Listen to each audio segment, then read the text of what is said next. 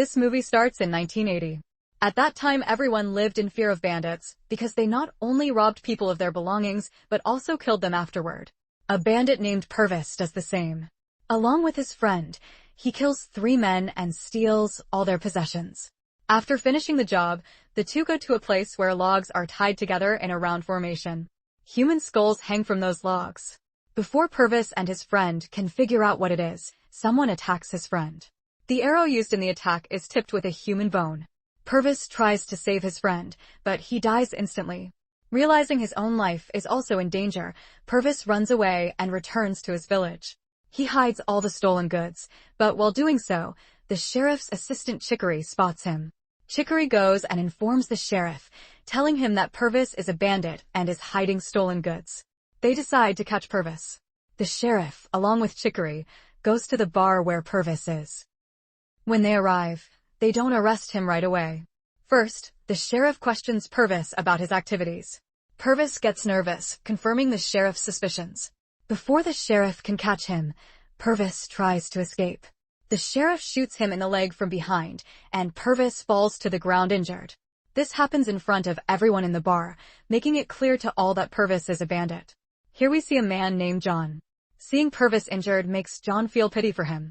Wanting to help, John sets out to find the town's only doctor, a woman named Samantha. Her husband Arthur has an injured leg, and Samantha is treating him. Because of the emergency, she gets Arthur's permission and goes with John to the police station. Purvis's injury is more severe than expected. Samantha says he will need treatment all night, and even then she cannot say exactly when he will recover. She begins the treatment. The scene then cuts to a young man heading to his farmhouse for work. On the way, he hears the sound of horses running. When he goes to check, he finds something strange. The men before him do not look like normal humans. Before the boy can escape, they catch him. They stab and wound his body all over, killing him brutally. Actually, they had come there searching for Purvis. They are cannibals who eat human flesh. The next morning, we see the sheriff near his house. A frightened man approaches him and says he saw a dead body at the farmhouse. He explains the body looked horribly mutilated. He also says, "I went to the police station to report this, but no one was there. Even the prisoners are gone." The sheriff doesn't understand what's going on, but he first goes to the farmhouse to check the boy's body. After that, he heads to the police station. When he arrives, he sees no one there either. While checking the place, he finds an arrow. That arrow belongs to the cannibals. The sheriff doesn't know who they are, but he realizes that only the professor can tell the truth about the arrow. Then the sheriff goes to Dr. Samantha's house. He tells Samantha's husband Arthur, "Your wife has been missing from the police station since last night." Arthur becomes very worried. The sheriff assures him, "Don't be afraid. I'll find out where they are." Arthur, not knowing what else to do, decides to follow the sheriff. They go to the bar, where the sheriff meets the professor. He shows him the arrow. The professor immediately becomes concerned because he recognizes it as a cannibal's arrow. He explains, "Cannibals kill and eat humans. Whoever goes near them never comes back alive. If they have captured people from this town, then the whole town is in danger. First, they will kill and eat the ones they took. After that, they will come hunting again inside the town." Hearing this terrifies everyone. Arthur, desperate to save his wife, decides to go with the sheriff. The sheriff gathers his team, and together they set out toward the cannibals' territory to rescue everyone. They ride on horseback until it gets dark. Tired from the journey, they decide to spend the night there. John, who has a lot of experience in such travels, sets up a wire around their campsite. He explains that if anyone comes close, the sound will alert them. At night, the wire makes a noise. But it turns out to be only animals. Their journey so far remains calm. The next morning, they continue their travel again. Meanwhile, Arthur's leg wound keeps getting worse. Because of the growing infection, Arthur suffers from intense pain. The sheriff tells him, "If you want, you can end your journey here." But Arthur insists on continuing with them. As night falls again, they are forced to stop traveling. That night, something strange happens. 2 men appear in front of them. The sheriff points his gun at them and orders, "Stop right there. If you have any weapons, drop them." The 2 men reply that they have no weapons and continue walking toward them.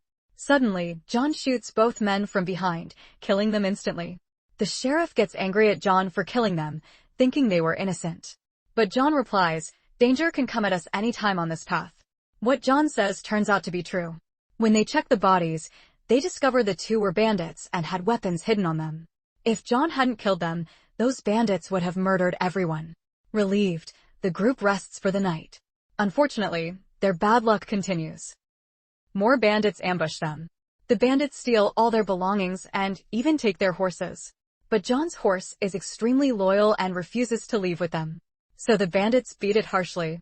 They knock John and the others unconscious. When they regain consciousness, they are shocked at what happened. John is heartbroken at the condition of his horse. To him, that horse was his only true friend. Seeing it unable to bear the pain any longer, John shoots it with his gun to put it out of its misery. The next morning, since they no longer have horses, they continue their journey on foot. Arthur's leg injury prevents him from walking far. So the others tell him to stay behind and give him a painkiller. To help Arthur find their trail later, they leave stones along the path as markers. After walking some distance, they finally reach the cave where the cannibals live. As soon as they arrive, one cannibal comes out. The sheriff shoots and kills him. The sound of the gunshot draws the rest of the cannibals. The cannibals attack with strange weapons. The sheriff and his companions struggle to fight back. John is severely wounded and can no longer fight. For his safety, the sheriff and Chicory leave him behind, giving him a gun. John, brave to the end, fights until his last breath. Before dying, he shoots and kills 3 cannibals who come at him. In the end, John dies. On the other side, the sheriff and Chicory carefully try to move deeper into the cannibals' cave. But before they can, the cannibals capture them. They are thrown into a jail cell, where 2 other prisoners are already held. The sheriff asks them where Purvis is. Samantha replies, "The cannibals killed and ate Purvis. Now only the 2 of us are left." Hearing this, the sheriff becomes worried. Just then, a cannibal arrives. He blows a strange whistle to summon the others. They drag one prisoner out of the cell, strip off his clothes, and 2 cannibals pull his legs apart, ripping him in half. Everyone is horrified by the brutal scene and terrified of what will happen next. Even in that moment, the sheriff believes Arthur will definitely come to save them. Samantha asks, "Where is my husband Arthur?" The sheriff explains, "Arthur came with us to save you, but his leg infection got worse, so we had to leave him behind on the way." Hearing this, Samantha gets angry and shouts at them, "How could you leave him alone in such a dangerous place?" The sheriff replies, "This isn't the time to fight each other. We must all stand together against the cannibals." The sheriff asks Samantha how many cannibals are there. She tells him, "There are about 12 to 15 of them. We saw John kill 3, so around 12 are still left." They make a plan to escape from the jail. The sheriff mixes poison into the wine he has. The cannibals, always fighting among themselves for wine, see it and think it's valuable. 3 of them drink the poisoned wine and die. The sheriff's plan works. In the next scene, Arthur, struggling but determined, makes his way toward the cannibals' cave. 2 cannibals spot him and try to attack, but before they can, Arthur shoots and kills them. Crawling closer, he checks one of the bodies and notices a strange whistle in the cannibal's throat. It's the same whistle they used to call the others.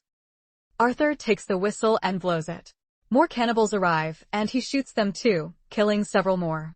Arthur manages to wipe out many of them, leaving only 4 or 5 cannibals alive.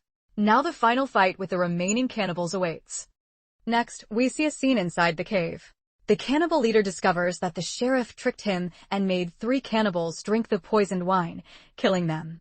Furious and seeking revenge, the leader drags the sheriff out of jail, slashes his stomach, and crushes the wine bottle over him. Before the leader can do anything more to the sheriff, the sound of gunfire is heard from outside. It's the shot fired by Arthur when he killed the cannibals outside. Hearing the gunshots, all the other cannibals rush outside to check. Meanwhile, one cannibal attacks the sheriff, kicking him on the throat. The sheriff cleverly grabs its leg, flips it, and attacks it, killing it. Outside, Arthur continues shooting, killing the remaining cannibals. Then he sneaks back into the cave and joins the sheriff, informing him how many cannibals he has killed. The sheriff notes that 3 cannibals are still alive. He tells the others, "You need to escape from here. I'm going to die, but I'll take the remaining cannibals down from behind." This scene is highly emotional. Although they don't want to leave the sheriff behind, the circumstances force them to move on. After going a considerable distance from the cave, They hear gunshots 3 times, indicating the sheriff has killed the last 3 cannibals. The sheriff dies after taking his final breath. In the end, only 3 of them survive. They fought courageously against the cannibals and saved the entire town. This is how the movie concludes. Thank you for watching our movie recap. If you enjoyed it, please consider subscribing for more great content. Your support means a lot to us. Have a wonderful day.